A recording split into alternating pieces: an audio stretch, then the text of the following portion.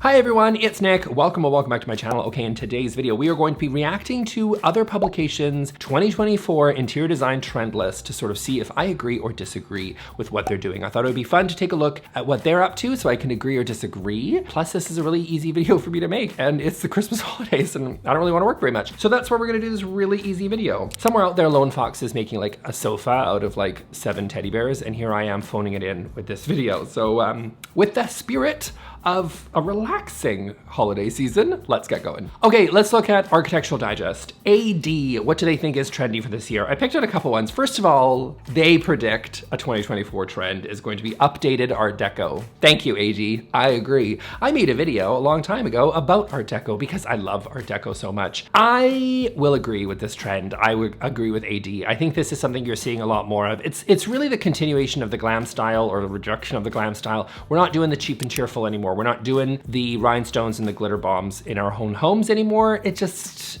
felt as cheap as it looked. And so, yeah, it wasn't good. And so we're gonna go back to true luxury and actually seeing some beautiful materials and wonderful, interesting patterns and shapes that were very, very common in Art Deco 100 years ago. And we're going to pretend that the economy is as on fire and wonderful as it was in the Roaring 20s. We're gonna pretend we're gonna do those all over again. I think we're just having fun with design, we're having fun with this opulent, true, gorgeous, amazing luxury, if we can afford it, and or if you can't afford it, just enjoy looking at it because other people are putting beautiful Art Deco into their home. I think this is really beautiful. I think it's fun. I love the patterns of Art Deco. I love all the contrast. I love sort of the classic architecture, of course, but I also love the material choices because usually people can do sort of really interesting things. I also love that it's updated. I do think there is going to be some differences, of course, between the modern interpretations of Art Deco versus what we saw 100 years ago. A lot of mixing styles, I think, rather than a true Art Deco. It's oftentimes mixed in with some sort of sculptural pieces or even some postmodern pieces, even some mid-century, right? So it is a little bit different, I think, than what we saw 100 years ago. Of course, history doesn't repeat, it does rhyme. And I do think that,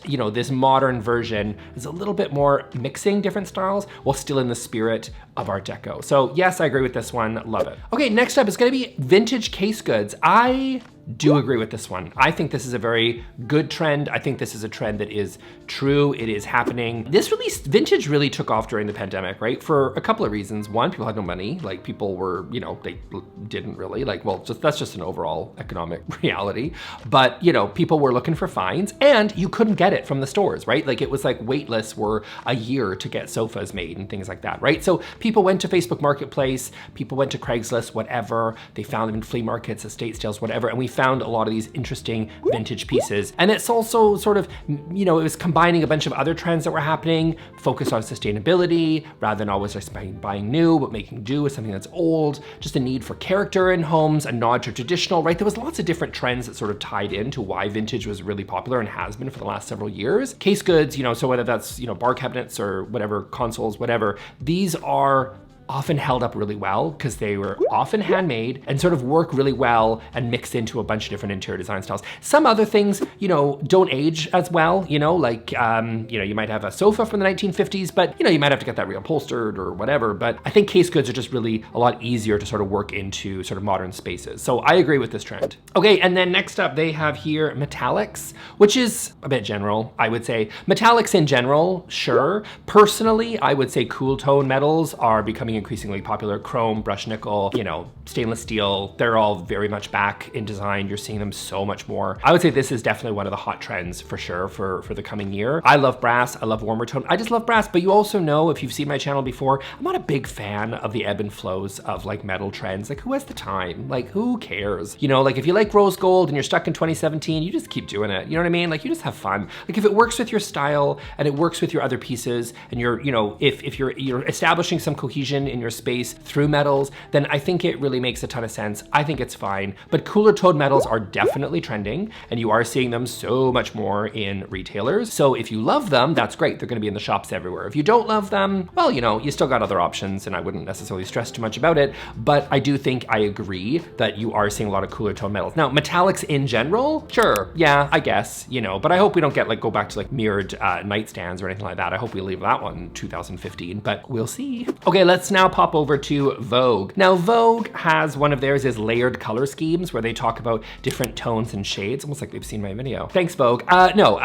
Yes, but is that a trend? I think sometimes we need to be careful not to just dress up like good design advice into like a trend. It's like the whole brass versus chrome. Is brass popular? Is chrome like both are good. Both are good. They're fine. It's just what's popular at the moment, right? That's really what we're talking about with trends. But some good design principles, you know, as I talk about in my interior design course, which you can check out, link in description. This is not really something that is like, it's an all the time thing. This is something that's true forever. So I will say, you know, they're talking about how using one particular color and using that in the space over and over and over and over again and not blending the different tints and tones is so out. But like, it was never in, you know what I mean? Like it's just, that's just generally sort of bad advice. So I think I will agree in the sense that it's good advice if this is how people are receiving this advice, but I don't agree in the sense that it's not a trend. It's something that should just always be done. It's like good space planning is on trend this year. Yeah, well, it should always be on trend because it's just the way things should be. Okay, Vogue says curves and edges. Sure. Yes, it's everywhere, but it has been for a few years. I will agree with that. Curves are everywhere. We got the arches, they're not going anywhere, right? We got the curved sofas, a bit impractical because sometimes they don't really optimize space very well, but they're in. Curved coffee tables, organic shapes, blah, blah, blah, blah, blah. Yeah, I would agree with this. I think this is true. I like that they incorporated edges as well. I think that's a little bit more interesting. For, you know, curves, fine, everybody, curves are everywhere. Curved edges I think are interesting. You're seeing a lot of like curved coffee table edge profiles, maybe even curved countertop edge profiles, which I think is interesting. A bit more of a permanent change because that's your fixed elements. But I will say that, you know, talking about some of the edging on some of the different sort of stonework that you have in your space or whatever, that's a little bit more interesting. And I will agree that you do see a lot more interesting countertop edge profiles. I've personally talked about that a lot. I think we had the waterfall countertop, which I still love a waterfall countertop. I'm gonna be honest. I think it's relatively like fairly timeless in modern times to have a waterfall. It's not always the choice that you have to choose. There's lots of fantastic edge profiles that are out there. You don't have to go with a waterfall, but I think it's fine. But I would say I am seeing a lot of interesting countertop edge profiles, especially ones that are a bit curvy. So, you know, if that's what they meant, then I think that's very true. Okay, now let's pop on over to Insider. So Insider, which is Business Insider, who is known for their styling. They know everything about style, obviously, over there at the Business Insider. Let's go. Okay, so Biophilic Design is here to stay. Yes, I agree. I talked about this in one of my recent videos. Biophilic design has definitely been floated around as a term now for a good year or two. We also have to remember people don't change their spaces that much, right? When design trends are only around for 3 to 6 months, not only is that horrible for the planet and horrible for your wallet and your self-esteem because you're gonna be sick of it before you even put it in, but like it's also wrong because people don't change their spaces enough to have these design styles like necessarily cycle through all the time, right? It takes time for these things to weave through. I would say things like Biophilic Design, they were true 2 years ago, they're true now. I think they're probably gonna be fine for a year or two and then we'll see where it kind of goes from there. But I love this. I think some of them are, you know, when you have like a giant palm tree in the middle of your living room, I don't think that's practical for most people. I don't think that type of Biophilic design is necessarily gonna be here, but I do think this spirit of looking at your space as an extension of sort of an indoor-outdoor space and trying to incorporate nature, not just in materials, but in terms of shapes and things like that, I do actually think is something that's here to stay and something that is always should be a consideration in design. So I do think that that is trendy for 2024 for sure, has been trendy for a couple of years and will continue to be. Okay, Forest Green will have its moment.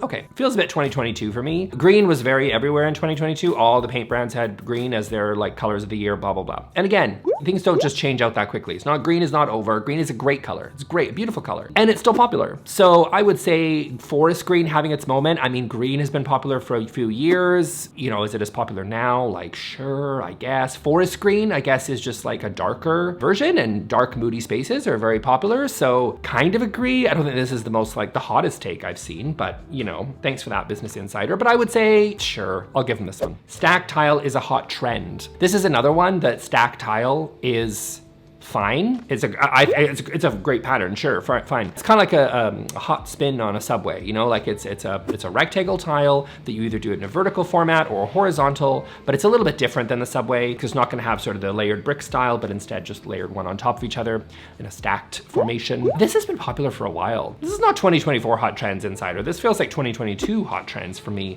So I'm gonna give their whole thing a bit of a miss. These are fine. I'm not saying they're completely out, but I'm saying they're not hot for 2024. 2024. They were hot for 2022 and just still around in 2023, 2024, personally. Okay, next up, we're gonna go over to House Beautiful. They say brown renaissance. Brown is back. Yes, I think brown is back. I like brown.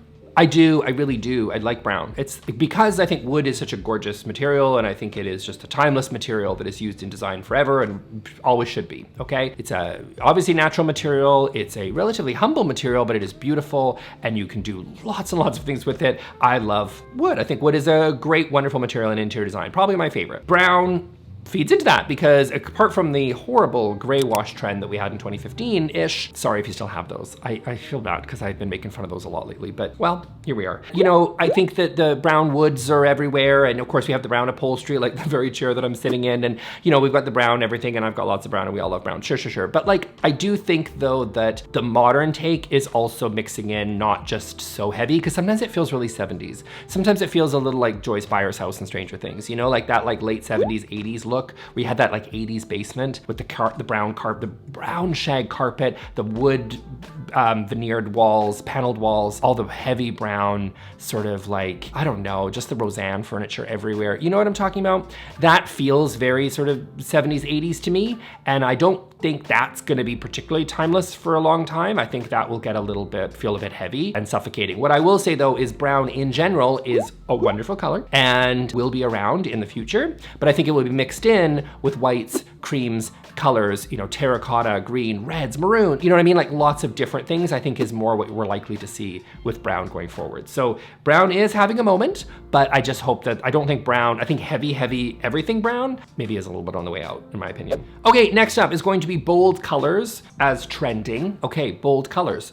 I would agree. I think we're seeing lots of big pops of color. People, you know, orange sofas and red side chairs and pink acrylic plastic coffee tables or whatever. Lots and lots of really cool, funky, sort of different, bold, saturated color, unapologetic color, right? I do agree with that. If you've seen Benjamin Moore's palettes the last couple of years, they've definitely got into this whole joy trend, which is just people having a lot of fun with color. This is the like post-pandemic world of let's have fun with design, let's have fun in our homes, because we were looking for calm, natural tranquility, perhaps, and then people are just like, wait, what if I had some fun? I'm sick of these neutrals. I'm sick of the Kim Kardashianification of the of design. Not everything has to be taupe, right? Like we can have a little bit more fun. I like it all. I like neutrals. I like color. I like people having fun in lots of different ways. Even if I wouldn't do it in my own home, I think that it's still fun to see people having fun with color. So I would agree, bold color is definitely making a comeback, and I think it will continue to in 2024. So I will agree with House Beautiful on this one. Okay, next up, they have surprising murals. Yeah, I would say this, I think just what I have seen is people having a lot more fun with art. I think the generic art, the word art, thankfully, I'd like to think I played no small part in doing that. We finally, you know, put a bullet in it and just where we're done with the word art. I think finally we're done with it. And I would like to think, yeah, that I maybe played a part in that, but I would say that people are getting a little bit more bold with their choices when it comes to art, which is really cool. They're sourcing vintage art, they're doing, making it themselves, sure, why not? Or they're actually paying artists to do amazing work if they can. They're just getting a little bit, just having a little bit more fun with it and maybe scaling it up a little bit. So we're seeing less of sort of maybe the slightly cheesy gallery walls and just a little bit more of big sort of bold statement art. I will agree with that. I think we're seeing a lot more of that. Bigger pieces, investing in pieces, doing it ourselves if we can't, sourcing vintage or, you know, thrifted or whatever. Maybe you have an artist friend that can make something really cool. Definitely seeing a lot more of that. So I wouldn't have necessarily myself nailed this as a trend, but now that they mention it, yeah, I guess I do see a lot more of this. Okay, next up, personalized eclecticism. Yes, for sure. This is a trend that we see a lot of. So this is the curated, eclectic sort of look. It's that maximalist, but let's dial it back a little bit so that it's not so intensely crazy, right? Let's choose pieces for our homes that actually reflect who we are, things that we find, things that we enjoy when we shop, when we travel, when we get gifts from other people. Maybe we steal them from other people's houses, I don't know, but we find things that we enjoy and then we bring it into our own home, and it's a little bit more personalized because there's there's a story there. You know what I mean? I think that's part of the fun. That's definitely something I've talked about on this channel a whole bunch of times. I think it's a trend that we're seeing a lot of now. Less manufactured stuff that we see over and over and over again. Less Hobby Lobby, more funky vintage finds. Definitely on trend for sure. And then cozy, quiet luxury. Oh, I can't believe I've gone the entire season without saying the words quiet luxury, and I feel really good about that because you know what's next? Loud luxury. Okay, quiet luxury. I don't, in principle, I like it because I'm not a big like logo brand person. I'm not a big like, you know, I've made fun of the Hermes throw, right? Like that is loud luxury. Like no one needs that stupid throw. Like it is what it is, but like I'm not a big fan. I'm not a big fan of the labels. I don't need the designer brands. I don't shop that way. I just don't do that. I like to invest in quality, yes, but I would prefer you didn't stick a stupid label on it. So that's my own personal taste. I don't need whatever, the Tom Ford book. I can source books that are cool, that I actually like, and interests that I actually enjoy. That's something that I would much rather. So in principle, I don't hate quiet luxury. I think it's fine. I think it is clearly a trend, fine. We see it in fashion, and like everything else, fashion ultimately really does sort of start to come into the interior design world. The reason I am bothered by it is just the sort of classism sort of wrapped up in the whole thing, right? This idea that the only people that can access quiet luxury are the ones that are in the know, and those people just happen to like have their grandfather that founded General Electric or something. Like I don't have time for that. I'm personally big fan of the class mobility, and I'm really a big fan of democratization of like wonderful, beautiful homes, and not feeling like you have to be not even rich, because apparently making your own money is not even good enough for some of these people. You need to inherit it. That's the only way this really counts. And I just think that's that whole quiet luxury conversation. There is a lot of classism wrapped up in it, which I personally can't stand. But in principle, buying quality pieces that don't have labels on them because they're just quality pieces because you paid, I don't know, a real live human to actually make your coffee table for you, fabulous. Or you know what I mean? Like you're able to actually source great pieces that are higher quality that don't have labels. I'm a big fan of that, but not a big fan of making people feel bad about themselves because they can't afford quiet luxury or luxury at all. Yeah, so I'm mixed on this one. I mean, I guess I have to agree with House Beautiful, but reluctantly. Okay, and then now we have Elle. Let's talk about Elle Decor. Elle Decor says, prepare for a terracotta tile takeover. First of all, I love the alliteration. Yes, 100% yes. Terracotta is very, very popular. Now I would say, remember I talked about earlier how we were saying like Forrest Green's having a moment. If I were to label the it color, personally, the it color, it's the red family. You know, again, you don't have to get caught into color trends. If you love blue, you keep blue. You love orange, love it. I think that red is definitely having a moment and everything in that area because obviously, you know, things have been leaning warm for a while, but the terracottas, the maroons, the burgundies, that is definitely the deeper, darker reds. So we're not talking the millennial pink. We're not talking the pale pinks there. We're talking about like the darker, moodier sort of reds. Those have been very popular for a while. Gorgeous, gorgeous. I think that that is kind of the trendy color, if I'm being quite honest. And terracotta fits into that conversation. So, you know, it's an orangey, reddy sort of tile that is very, very kind of on trend. I love it. I think it's timeless. I love terracotta. I think it always looks good. It's beautiful. Now, it's not just restricted to the outdoor area, of course. You obviously got your terracotta pots. You just keep those, but you are seeing lots of terracotta tiles in bathrooms and kitchens and places like that. I think it's really cool. Done in a modern way, so it doesn't feel like it's sort of the early 2000s Tuscan kitchen, you know, because we don't want to go there. But I think it's done in a sort of modern, updated way, and terracotta is really cool. And definitely, I would agree, having a moment. High-tech lighting will be our decorating bestie. Oof, okay, so the title of that one is a bit cringy. Apologies to the 21-year-old intern that works at Elle Decor that came up with that title, but I'm gonna say no. I'm gonna have to say that, well, sure. Yeah, I mean, like, in print, I don't agree with the headline because I think it's stupid, but I will agree with the sentiment. Yes, sure, like, we see a lot more tech products brought in. That's a bit of a low-hanging fruit. Tech products are very much infiltrating our lives, and we're seeing a lot more sort of smart lighting. I do think, though, that we will see also a little bit somewhat of a backlash to some of this stuff because A, it's annoying. If it's not helpful, it needs to be implemented properly, otherwise it's really irritating. And B, sometimes it can look cheap and gaudy. So I don't love a lot of the really like cheap electronic-y stuff that sort of makes your place look really stupid. I love the stuff that's helpful and actually genuinely useful, but you know, like things on dimmers, there's technology, sure, fine. Like, you know, having an app on your phone to make it really easy to control all your lights or your Sonos, all your stuff around you. Cool, that stuff is fine. I think, well, they were talking lighting, but you know what I mean. Lighting in general, any tech products, I think if they're useful and actually genuinely helpful in your life, great. Those will continue to be trendy going forward because technology it marches on. The annoying stuff, the stuff that looks really ugly, the stuff that looks cheap, the stuff that annoys you, yeah, that stuff's out. Those are not my decorating besties, okay?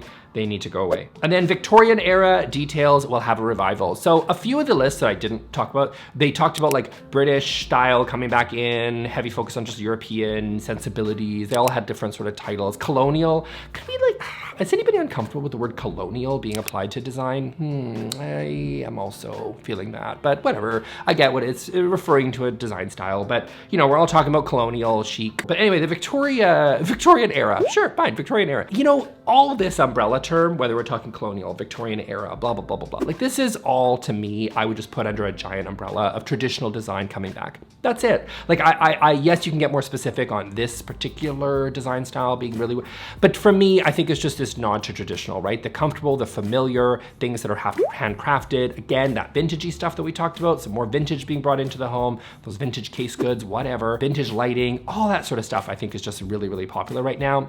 Things handcrafted, things that feel special, things that don't feel quite so clean and modern, but maybe have a little bit more ornamentation, a little bit more detail work. That stuff is really popular, has been for a couple of years and will continue to be. So Victorian era stuff will have a revival. Sure, Victorian era, whatever sort of era you want to talk about. But for me, I would just put it under that umbrella term of traditional, and that new version of traditional is still popular and I think will continue to be in 2024. So I would agree with that. Overall, I think the lists were not bad. Some of them were a little bit like easy and some of them were trends that were really big in 2021, 2022. But I would say overall, these lists weren't bad. What do you guys think? So that's it for me for today, you guys. Hope you really enjoyed this video. What did you guys think? Do you think there's other things on this list that was missing that you see that are really trendy that you just don't see? I mean, there's a ton of stuff that was on here that I didn't read. I just couldn't get through it all. But overall, not a bad list, I would say. There's some good lists out there. So let me know in the comments and I will see you all in the next video. And by the way, next week, I'm doing the trends that need to go lists from the same publication. So look forward to that one. See you all next time. Thanks. Bye.